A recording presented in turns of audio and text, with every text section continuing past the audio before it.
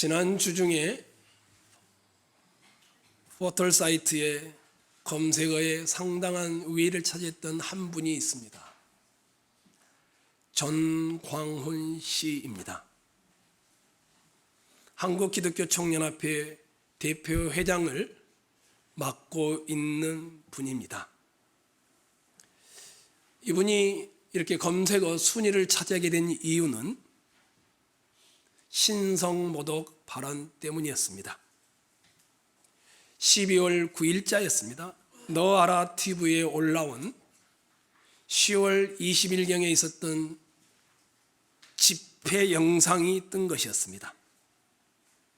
전광훈 씨는 그때 청와대 앞에서 저녁 집회를 했었는데 그분이 이런 말을 시작했습니다.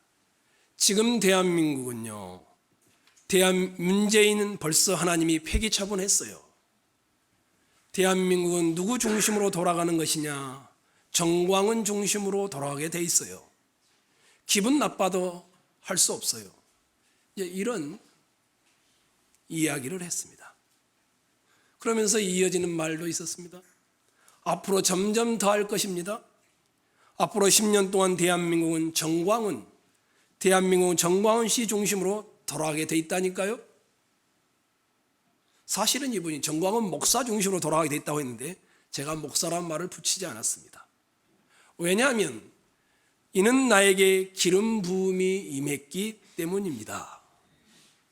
그러면서 이런 말을 덧붙였습니다. 나는 하나님 보좌를 딱 잡고 살아요. 하나님 꼼짝 마. 하나님 까불면 나한테 죽어. 내가 이렇게 하나님과 친하단 말입니다. 이런 내용이 영상을 통해서 뜬 것이었습니다. 이 정광훈 씨는 10월 광화문에서 열린 집회부터 시작을 해서 여러 욕설과 막말과 폭력 선동 발언들을 통해서 현재 집시법 위반으로 고발되어 있습니다. 기부금품법 위반으로 고발되어 있고 정치자금법 위반으로 고발되어 있으며 내란 선동 혐의로도 고발당한 상태입니다. 뿐만 아니라 이미 2017년 대통령 선거 당시에 특정 후보를 지지하는 문자를 공공연하게 대중에게 보내어서 대법원에서 징역형이 판결되어 있고 집행유예 상태에 있습니다. 이분은 우리가 상상할 수 없는 말을 막 내뱉습니다. 광화문 집회에 나오지 않으면 본인이 생명책에서 지워버리겠다고 합니다. 직통계시를 받았다라고 말합니다. 이런 말들은 대부분 이단자나 또는 이단에 가까운 분들이 막말을 내뱉게 하는 말입니다. 전 씨가 공적인 집회에서 전대미문에 신성모독을 했고 이단적인 사설을 늘어놓았고 저질스러운 폭력을 쏟아냈고 이렇게 했는데도 정권만 타도할 수 있다라면 거기에 모인 분들은 아멘 하는 영상들이 또 올라 있습니다. 조금만 신앙심을 가지고 있어도 성령의 감화를 받은 사람이라면 전 씨의 입에서 나오는 오물과 같은 이런 저질스러운 말들, 하나님을 업신여기는 모독하는 발언들, 자신을 높이는 막말을 조금만 들어보아도 그가 어떤 영에 사로잡혀 있는지 금세 알 수 있을 텐데 말입니다. 저는 그런데 오늘 여러분과 그 전 씨에 대한 이야기를 하려고 하는 것은 아닙니다. 우리에게도 그분과 비슷한 신앙적 사고를 가지고 있다는 이 이야기를 하려고 하는 것입니다. 무엇입니까? 초월적인 것을 자기 삶에 가져와서 다른 사람을 윽박지르는 형태입니다. 보편적이고 과학적이고 의학적인 것을 또는 일상적인 것을 무시하고 초월을 현실에 가져와서 내가 하나님 보좌를 딱 붙잡고 있으면 하나님도 까불면 죽는다라고 말하는 이런 것들이 우리도 사실은 우리의 삶의 현실에 정광훈 씨처럼 말은 하지 않지만 녹아 있다라는 것입니다. 오늘 저는 여러분과 그 이야기를 해보려고 합니다. 이드로가 모세를 만나러 왔습니다. 모세로부터 하나님이 애굽에서 또 바로의 손에서 어떻게 건졌는지 간증을 듣고는 와, 이제 알았도다. 여호와는 모든 신보다 크신 분이구나 라고 고백하며 예배하며 떡을 떼는 것을 지난 시간에 보았습니다. 그리고 그 바로 다음 날이었습니다. 이드로가 일어나서 보는데 모세가 재판 자리에 앉아 있습니다. 그런데 이 재판 자리에 앉아 있는 모세의 모습이 이드로의 눈에 영 불편합니다. 모세는 재판에 앉아 있어서 하루 종일 아침부터 저녁까지 재판을 하고 자기 차례를 기다리는 백성들의 모습을 보니까 너무 합리적이지 않은 것이었습니다. 그래서 이드로가 모세에게 야, 그렇게 하면 안 되지. 문제 제기를 합니다.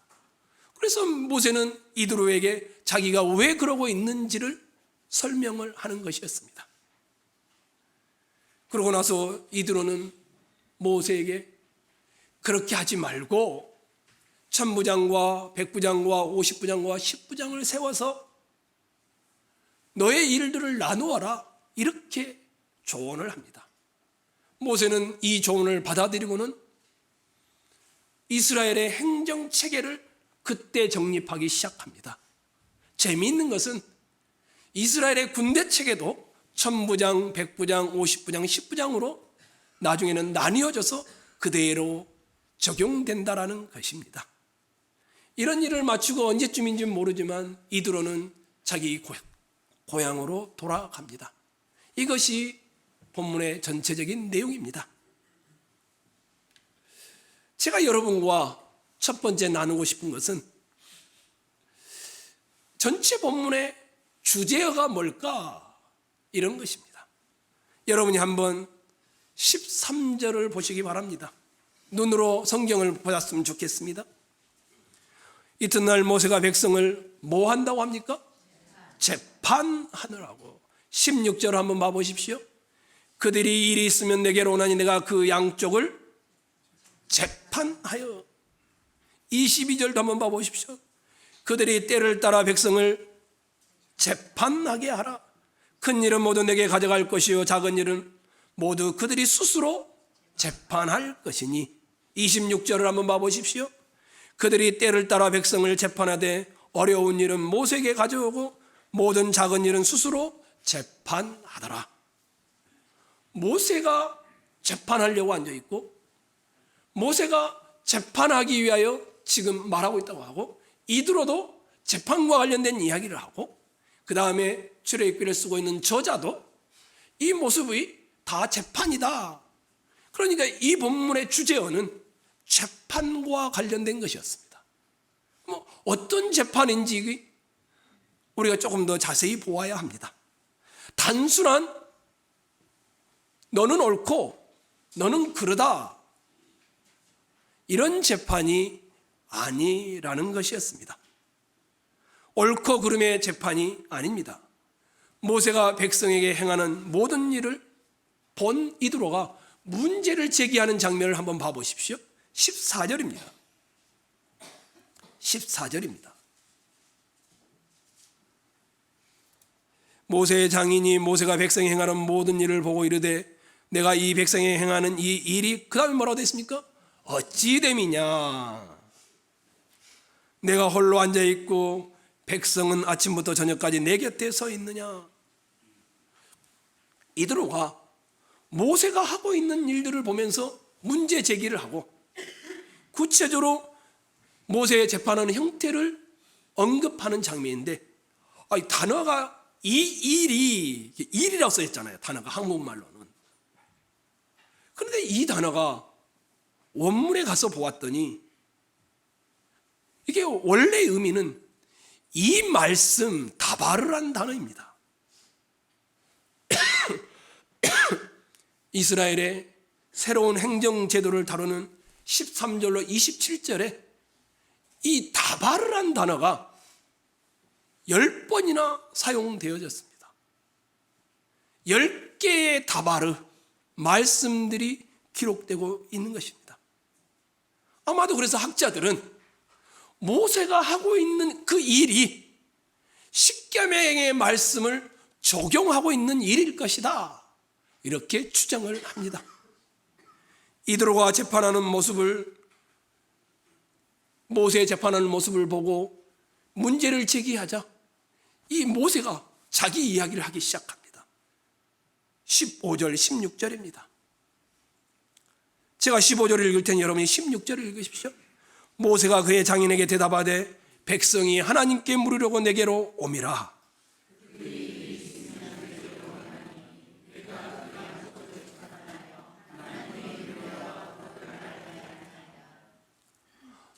백성들이 하나님께 오는 겁니다. 물으려고. 자세히 내가 어떤 길을 가야 합니까? 이런 것을 묻기에 오는 것이었습니다.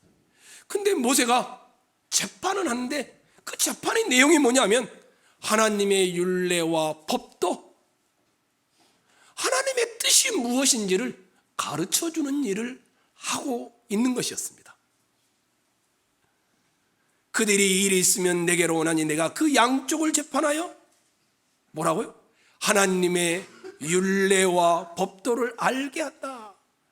모세 자신이 하는 말이 자기의 역할이 뭐냐 하면 너는 옳고 너는 그러다 이런 게 아니라 하나님의 뜻이 무엇인지를 알려주는 것이 재판이다, 이렇게 말을 하고 있는 것입니다.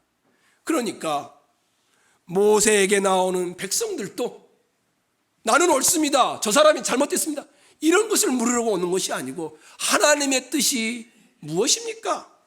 재판하고 있는 모세도 하나님의 율례와 법도를 재판을 통해서 가르치고 이것을 조언하고 있는 이드로도 하나님의 율례와 법도가 무엇인지를 잘 가르치는 행정체계를 조언하고 있는 것입니다. 무슨 말씀입니까? 이스라엘 백성들은 하나님의 뜻을 구하기 위하여 모세에게 왔고 모세는 하나님의 뜻이 무엇인지를 알려주기 위하여 재판을 하고 있고 이드로는 더 효과적인 재판의 방법으로 하나님의 뜻을 펼칠 수 있는 방법으로 행정체계를 그들에게 말해 주고 있습니다. 지금 이드로도 백성들도 모세도 그냥 재판이 아닙니다. 내 삶의 자리에 하나님의 뜻이 무엇입니까? 하나님의 율례와 법도를 묻는 것이었습니다. 모세도 백성들의 삶의 자리에 하나님의 뜻이 이것이단다, 율례와 법도를 가르치는 일을 했습니다.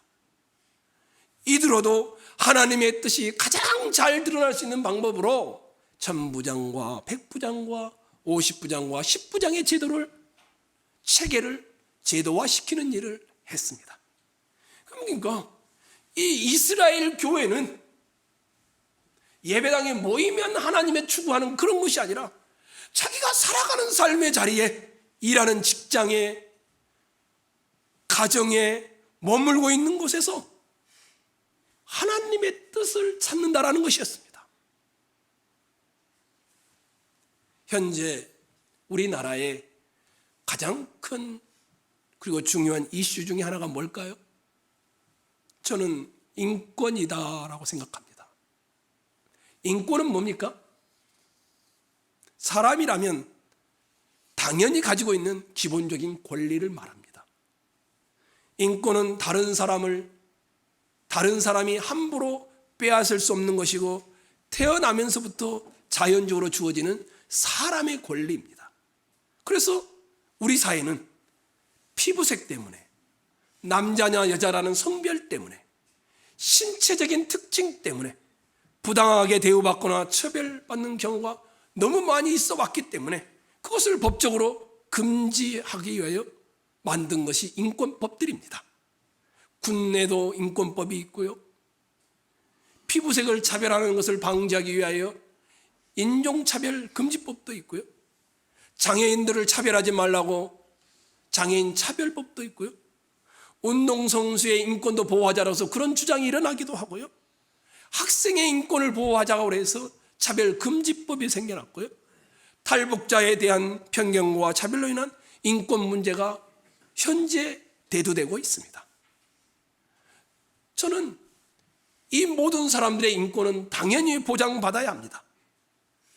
성경도 사회적 약자들의 인권을 보호하기 위하여 제도와 법이 필요하다라고 말하고 있기 때문입니다. 모든 사람은 차별 대우를 받아서는 안 됩니다. 저는 반대합니다. 하나님의 형상을 닮은 사람의 인권은 존중되어야 합니다. 단 성경의 기준을 벗어나거나 넘어선 인권의 존중에는 동의하지 않습니다. 저는 동성애자를 불쌍히 여깁니다. 그분들이 어떻게 저렇게 됐을까? 가능하다면 빨리 회복됐으면 좋겠다. 그러나 동성애를 소수 인권이라는 문제로 그들을 존중하는 인권법을 만드는 일에는 동의하지 않습니다. 법 제정도 반대합니다. 제가 이렇게 판단하는 기준은 인권을 존중하지만 인권 위에 성경이 있다는 것을 믿기 때문입니다. 저는 학교에서 학생들을 성별이나 피부색이나 학습 능력에 따라 차별해서는 안 된다고 생각합니다. 그러나 차별금지법 안에 성적 지향성까지 넣어서 차별을 금지하는 것은 반대합니다. 왜냐하면 어린 아이들에게 동성애가 나쁘지 않다는 것을 주장할 수 있는 교육을 하도록 허락하는 것이기 때문입니다. 성경 안에서 인권을 존중하고 성경 안에서 차별되는 것을 반대하는 것입니다. 우리 젊은이들이 요즘 한창 하는 게 뭡니까? 공평, 정의 이런 문제 아니겠습니까? 뭔 말입니까? 세상이 불의하고 불법하고 불공평하니까 정의롭게 하자는 것입니다. 저는 이 말에 동의합니다. 하나님의 은혜로운 정의가 이 땅에 흘러가야 한다고 믿기 때문입니다. 하나님은 불법과 불공평과 불의를 싫어하시는 정의의 하나님을 믿기 때문입니다. 그러나 마이클 샌더 교수가 말하는 정의란 무엇인가에서 언급하는 그런 정의에는 동의하지 않습니다. 그분은 세계적인 베스트셀러를 낸 책에서는 상대적인 정의를 항상 언급하는 것 같습니다. 성경적 정의는 무엇입니까? 성경적 정의란 사회 안에서 올바른 관계를 맺는 것입니다. 올바른 관계에 사랑으로 드러나는 관계를 말합니다. 정의는 사랑이 흘러가는 정의를 말합니다. 많이 가진 사람은 하나님이 많이 주셨으니 흘려보내는 것입니다. 저는 이것이 정의라고 믿습니다. 그래서 성경적 정의는 높은 곳에서 낮은 곳으로 흘러가서 모두가 공평해지는 그런 세상을 말합니다. 제가 말하는 강조점은 어디에 있습니까? 성경 위에 내 생각을 두지 말자라는 것입니다. 예수님이 겟세마네 동산에서 기도하는 장면 여러분이 다 아시죠? 이렇게 마태복음 26장에 보면 조금 나아가 얼굴을 땅에 대시고 엎드려 기도하여 이르시되 내 아버지여 만일 할만하시거든 이 잔을 내게서 지나가게 하옵소서. 그러나 나의 원대로 마옵시고 그 다음 뭐라고 합니까? 아버지의 원대로 하옵소서. 마태복음은 유독이 다시 두 번째 나아가 기도하여 이르시되 내 아버지여 만일 내가 마시지 않고는 이 잔이 내게서 지나갈 수 없거든 아버지의 원대로 되기를 원하나이다. 두 번 기록되어 있습니다. 내 원대로가 아닌 아버지의 뜻대로 되기를 원하나이다. 요한복음 6장에 예수님이 직접 이렇게 말합니다. 내가 하늘에서 내려온 것은 내 뜻을 행하려 함이 아니요 나를 보내신 이의 뜻을 행하려 함이니라. 예수님은 항상, 그리고 이 마지막 죽음의 순간조차도 아버지의 뜻을 구하고 찾고 거기에 순종하려고 했습니다. 예수님 다음이란 아버지의 뜻대로 살아가려는 몸부림이었습니다. 하나님의 백성 다음은 뭘까요? 여러분이 살아가는 직장 얼마나 힘듭니까? 얽히고 설킨 관계들, 여러분이 살아가는 가정, 여러분이 몸담고 있는 이 교회 공동체, 이 사회, 우리는 언제나 하나님 백성다움은 내 뜻이 성경 위에 가서는 안 됩니다. 하나님의 뜻을 내 삶의 자리에 찾아가는 일, 이것이 신자의 모습인 것입니다. 공부하고 계십니까? 공부하는 자리에서 하나님의 뜻을 찾으십시오. 일하고 계십니까? 일하는 곳이 너무 힘듭니까? 그곳에서 하나님의 뜻을 찾아가십시오. 가정에서 하나님의 뜻을, 하나님, 내 가정에서 어떻게 하면 하나님의 뜻이 드러날 수 있을까요? 이것을 궁구하셔야 합니다. 바울은 로마 교회를 향하여 이렇게 말합니다. 기독교란 이런 것이다 쭉 말한 다음에, 너희는 이 세대를 본받지 말고 오직 마음을 새롭게 함으로 변화를 받아 하나님의 선하시고 기뻐하시고 온전하신 뜻이 무엇인지 분별하도록 하라. 예배당에서가 아닙니다. 자기가 살아가는 삶의 자리에서, 자기가 부딪힌 문제 앞에서, 자기가 당하고 있는 고난 앞에서 그 황제의 핍박과 왕따 당하는 로마 시대에 로마에 있는 로마 교회 성도들을 향하여 하나님의 선하시고 기뻐하시고 온전하신 뜻이 무엇인지 분별하도록 하라. 에베소 교회를 향하여 바울이 이렇게, 어리석은 자가 되지 말라. 오직 주의 뜻이 무엇인지 분별하라. 에베소 5장 17절의 말씀입니다. 성도 여러분, 하나님의 뜻을 구하고 펼치는 여러분의 삶의 자리가 되시기를 원합니다. 여러분의 직장에서 힘드시죠? 여러분의 사업장에서 어렵지요? 여러분의 가정에서 고달프지요? 하나, 내 뜻이 아닌 아버지의 뜻을 구하고 그 뜻에 순종하는 자가 하나님 백성다움을 드러내며 걸어가는 것입니다. 하나님 백성답게 하나님의 뜻을 구하며 사시기를 축원합니다. 그럼 두 번째 질문이 이런, 목사님, 저 정말 하나님의 뜻을 구하며 살고 싶어요. 어떤 것이 하나님의 뜻일까요? 어떻게 하면 하나님의 뜻을 알 수 있을까요?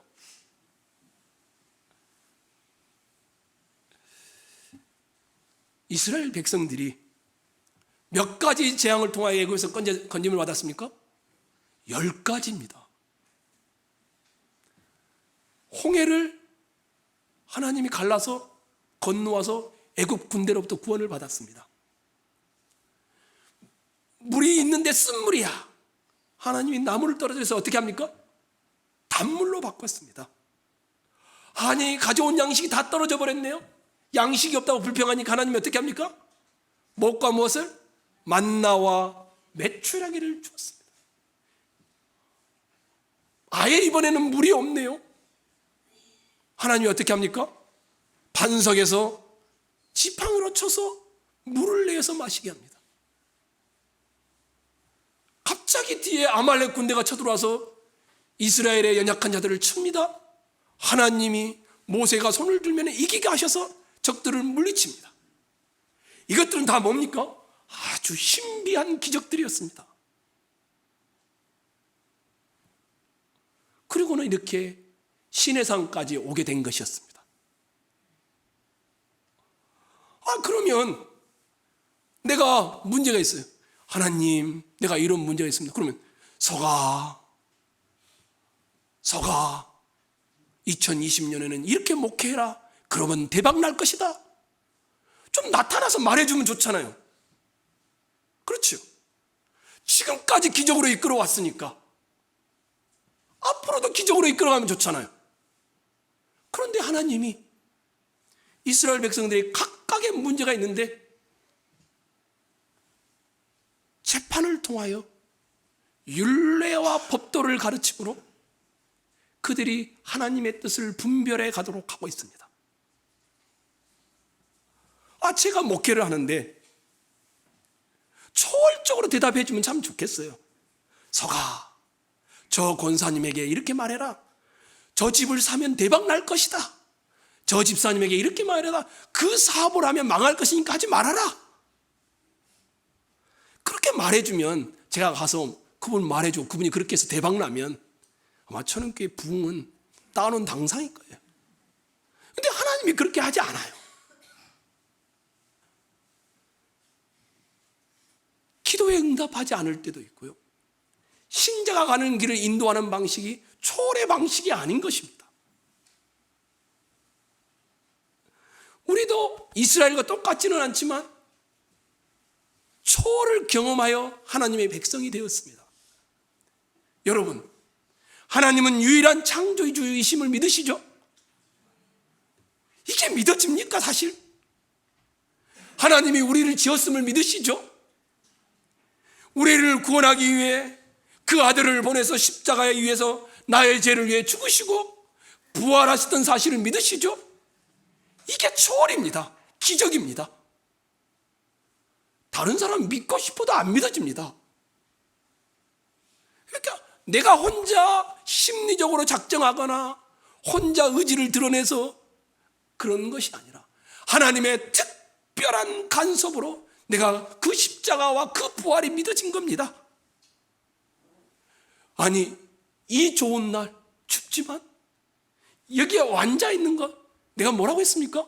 이 주일 성수하는 것 굉장한 신앙입니다. 10분의 1을 하나님께 드리는 11조 생활 아무나 할 수 없습니다. 이게 다 기적입니다. 초월입니다. 그런데 우리가 지금 저 시내산에 있는 이스라엘 백성들과 똑같습니다. 왜요? 홍해를 가르신 하나님이, 하늘에서 만나를 내리신 하나님이, 10가지 재앙을 통해 건져내신 하나님이, 반석에서 물을 내신 하나님이 이스라엘 백성의 일상의 문제도 초월적으로 간섭하면 얼마나 좋겠습니까? 하나님의 뜻이 무엇인지 어떻게 해든지 꿈에 나타나서, 아니 내 앞에 나타나서 말해주면 얼마나 좋겠습니까? 근데 말하지 않습니다. 대신에 뭘 줍니까? 20장부터가 십계명과 율법들입니다. 너희는 이 말씀을 가지고 살아가라는 것이었습니다. 우리는 건짐을 받았습니다. 초월적으로. 우리는 영원히 약속된 완성의 나라인 영적 가나안에 아직 가지 않았습니다. 여기 있습니다. 광야를 걸어가는 인생길입니다. 그리고 이 광야를 걸어가는데 하나님이 율법과 법도를 주시어 다바르라는 말씀을 주셔서 우리가 그 말씀을 따라 걷도록 하시고, 그 말씀을 더 효과적으로 하기 위하여 조직을 주시고 교회를 주셨습니다. 하나님의 뜻을 구하는. 이렇게 하는 이유는 원래 하나님이 창조했던 목적대로 세상을 회복시키라는 것입니다. 너의 신앙 고백을 통하여 이방인 이드로와 같은 사람이 주께로 돌아오도록 만드는 일이었습니다. 그런데 재미있는 것은 하나님이 이 제도와 이 방식을 누구를 통하여 줍니까? 누굽니까? 이드로입니다. 이방인. 신앙적인 지혜 방식일까요? 아닙니다. 일반적인 지혜 방식이었습니다. 분명히 하나님이 애굽에서 죄와 사망에서, 억압에서, 어두움에서, 노예에서 우리를 꺼내었는데 매번 나타나 너는 이 남자와 결혼해라. 너는 저 아가씨와 결혼해라. 그러면 행복할 것이다. 이렇게 말하지 않는다라는 겁니다. 하나님께서 자기 백성을 통치해 가시는데 어떤 방법을 사용하고 있는가 하면 초월의 방식이 아닌 보편성의 방식입니다. 그래서 이드로라는 일반적인 지혜를 가진 사람을 통하여 하나님의 뜻을 구체로 펼치는 장을 주신 것이었습니다. 이것이 신약 성경에도 드러납니다. 예수님이 마태복음 5장에 가면 원수를 사랑하고 원수를 너희를 핍박하는 자를 위해 기도하라 그러면서 이렇게 말합니다. 이같이 한즉 하늘에 계신 너희 아버지의 아들이 되리니 이는 하나님이 그 해를 악인과 선인에게 비추시며 비를 의로운 자와 불의한 자에게 같이 내려주신다. 하나님의 통치가 하나님 백성들만 하는 것이 아니라 하나님의 은총이 누구에게도 있습니까? 일반 사람들에게도 있다는 겁니다. 주님이 그 이야기를 마태복음 5장에서 하는 것이었습니다. 그래서 온 세상과 온 우주와 모든 존재의 역사의 주관자이신 하나님의 일반 통치가 미치고 있으니 어떻게 하라는 겁니까? 너희 원수를 사랑하며 너희를 박해하는 자를 위하여 기도하라고 말씀하는 것입니다.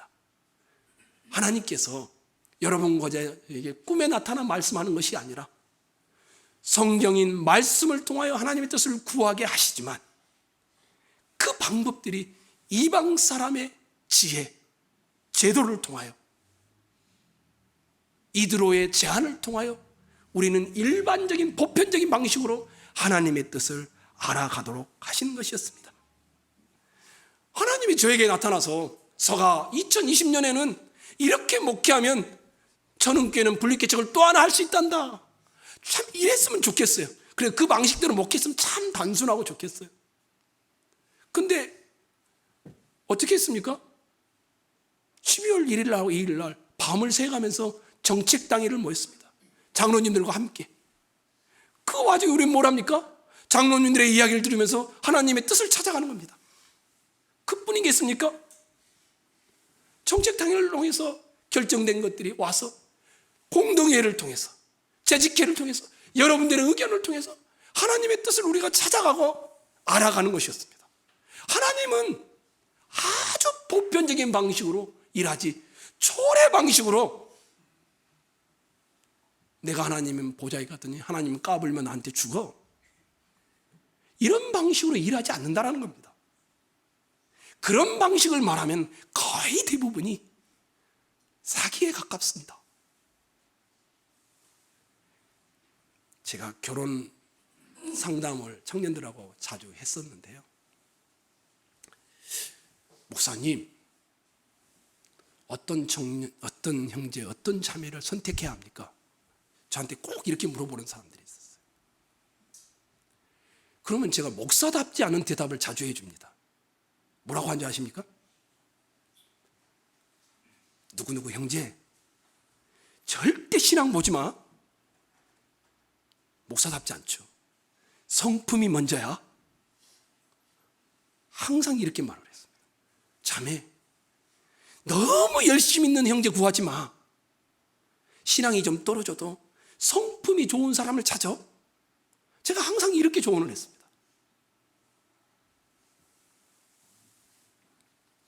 왜 그랬을까요? 저는 제 목회 현장에서 많이 받기도 하고요. 하나님이 일반적인 방식으로 일한다는 것을 믿기 때문입니다. 이상하게 신앙이 좋으면 성품이 균형이 맞지 않습니다. 신앙을 너무 밀어붙이는 사람들은 거기에 따라오지 못하는 사람들을 배려하지 못하는 경우를 허다하게 봤습니다. 그래서 제가 신앙 좋은 사람 찾지 말고 성품이 좋은 사람, 착한 사람을 찾으라고 말했습니다. 하나님이 신앙 좋다고 해서 성품이 좋은, 동등하지 않습니다. 신앙이 약해도 성품이 좋은 사람이 있을 수 있는 겁니다. 왜 그러냐면 하나님이 일반적인 방식으로도 통치하고 있다는 것을 믿기 때문입니다. 조금 더 솔직히 말할까요? 신앙이 좋다라는 것이 뭡니까? 윤리나 도덕이나 상식이나 교양은 거절하고 내팽개쳐도 되는 것입니까? 아닙니다. 신앙이 좋다라는 것은 일반 은총의 것들을 꽝그리 다 무시하고 신앙대로 이걸 말하지 않습니다. 신앙 안에서 일반 은총이 있고 일반 은총 너머까지도 신앙으로 볼 수 있는 이것을 말하는 것입니다. 성도 여러분, 지금은 저희 교회당은 종탑이 없지 않습니까? 근데 여기 주변에 교회당에 종탑에 가면 뭐가 있습니까? 십자가 말고 또 하나 있습니다.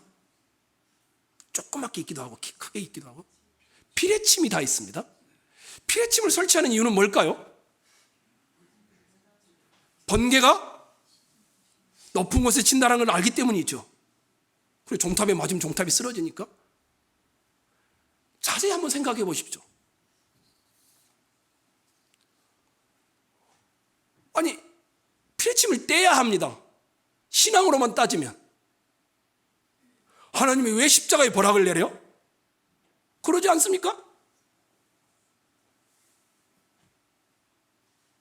그런데 기독교는 그렇게 말하지 않습니다. 각이 밝혀낸 것들, 번개는 높은 곳에 치는구나. 그래서 높은 곳에 있는 피레침을 반드시 달아야 합니다. 사찰도 마찬가지입니다. 이 각이 밝혀낸 것은 모든 것들이 다 하나님의 공의로운 통치 방식이라는 것을 우리는 믿는 것입니다. 과학과 신앙이 좋으면 과학을 무시하고 이게 아닙니다. 과학도 하나님의 통치 방식 안에 들어있는 것을 우리가 믿는 것입니다. 그래서 마태복음 5장에 악인과 선인을 구별하지 않으시고 의로운 자와 불의한 자에게 차별하지 않는 하나님의 일반적인 주권 행사에 대하여 이야기하고 있는 것입니다. 제발 무조건 믿어, 말 시키지 마, 너 의심하면 사탄이야, 이렇게 말하는 사람을 주의하셔야 합니다.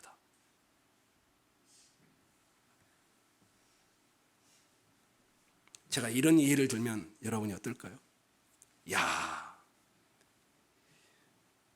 부자가 되니까 예수를 믿지 않고 신앙에서 떨어져 나가더라. 그래서 나는 이제 부자가 절대 안 되겠다. 어떻습니까? 나는 주님을 끝까지 붙잡기 위해서 부자가 안 되겠다. 그럴듯하지 않습니까? 그렇죠. 신앙적인 발상으로는 합당하지 않습니까? 근데 그게 문제가 아니죠. 부자냐 아니냐의 문제가 아니죠. 뭐가 문제입니까? 부자가 된 사람의 문제이죠. 부자가 다 떨어져 나가나요? 그럼 반대로 가난하면 다 주님께 붙어 있나요?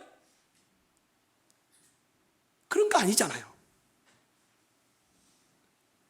성도 여러분, 하나님이 우리를 하나님의 율례와 법도를 통하여 통치해 가서 하나님의 뜻을 구하게 합니다. 그런데 일반의 법칙을 주셨습니다. 이방인 이드로를 통하여 어떻게 해야 합니까? 일반의 보편성의 법칙, 여기에 귀를 기울이셔야 합니다. 지금 여러분 옆에 있는 아내, 남편, 하나님이 그분을 통하여 말하는 겁니다. 여러분의 자식을 통하여 하나님이 말하고 있는 것입니다.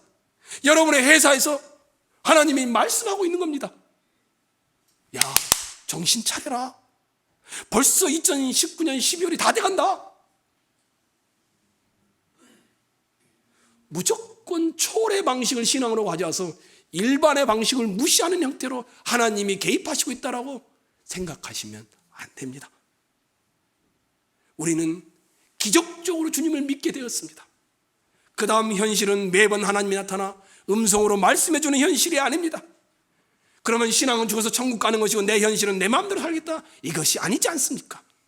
하나님의 통치의 방식이 말씀과 율례뿐만 아니라 이방인 이들의 제도를 통하여서도 말했듯이 하나님이 나에게 지금 말씀하고 있구나, 저 목사를 통하여 말씀하고 있구나, 내 아내를 통하여, 내 자식들을 통하여, 이 문제를 통하여 말씀하고 있구나, 여기에도 귀를 여셔야 합니다. 하나님은 말씀하는데 안 듣고 못 알아듣고 이러니 하나님이 치시는 거죠. 자기 백성이 돌아오기를 바라면서. 여기 계신 여러분 모두가 모든 삶의 자리가 하나님의 통치의 자리임을 믿으시기 바랍니다. 성도 여러분, 하나님이 말씀하십니다. 어떻게? 내 옆에 있는 친구를 통하여서, 구역 모임을 통하여서, 내 자식을 통해서 이 말씀들에 귀 기울이시기 바랍니다.